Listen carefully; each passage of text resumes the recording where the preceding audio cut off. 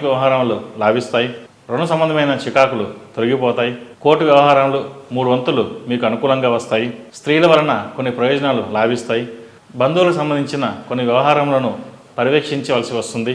నిందారోపణలకు సిద్ధపడి కొన్ని బాధ్యతలను స్వీకరిస్తారు. ఉద్యోగస్తులకు కాలం అనుకూలంగా ఉంది. మంచి పేరు ప్రఖ్యాతలు లభిస్తాయి. స్వయం సంపాదన ప్రారంభమవుతుంది. స్నేహితులు అండంగా నిలుస్తారు. వచ్చిన అవకాశాన్ని ఉపయోగించుకోండి. నిర్మాణాత్మకమైన నిర్ణయాలు అమలు చేయడానికి తగిన వ్యక్తులు కలుస్తారు. ఆర్థిక ప్రణాళికలు నూతనమైన రూపురేఖలను దిద్దుకుంటారు. గృహంలోని ఖర్చులను తగ్గించుటకు చేసే ప్రయత్నాలు ఫలించవు.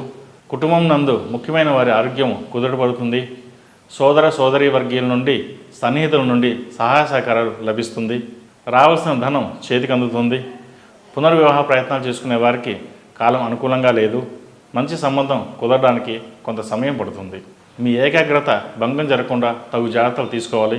చిన్న సమస్యల నుండి పెద్ద సమస్యల వరకు అన్నింటినీ స్వయంగా పర్యవేక్షించుట మంచిది. దూరపు బంధువుల రాక, విందులు, సమావేశములు, మిత్రులతో సంప్రదింపులు ఆనందాన్ని ఇస్తాయి. విలువైన వస్తువులు భద్రతా విషయంలో జాగ్రత్త వహించండి. కుటుంబానికి బరువు కాకూడదని మీరు కఠినమైన నిర్ణయాలు తీసుకుంటారు. అయితే వాటిని సమర్థించేవారు కరువు అవుతారు. సంతానం పట్ల ప్రత్యేక శ్రద్ధ తీసుకోవాల్సిన పరిస్థితులు ఎదురవుతాయి. సంతాన పురోగతి గురించి కొంత ఆందోళన చెందవలసిన పరిస్థితి ఏర్పడుతుంది.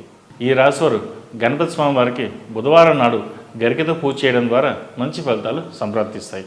ఈ రాశిలో జన్మించిన వారికి కలిసి వచ్చే సంఖ్య నంబర్ 6, కలిసి వచ్చే దిక్కు ఉత్తరం, కలిసి వచ్చే రంగు తెలుపు. తదుపరి వృశ్చిక రాశి.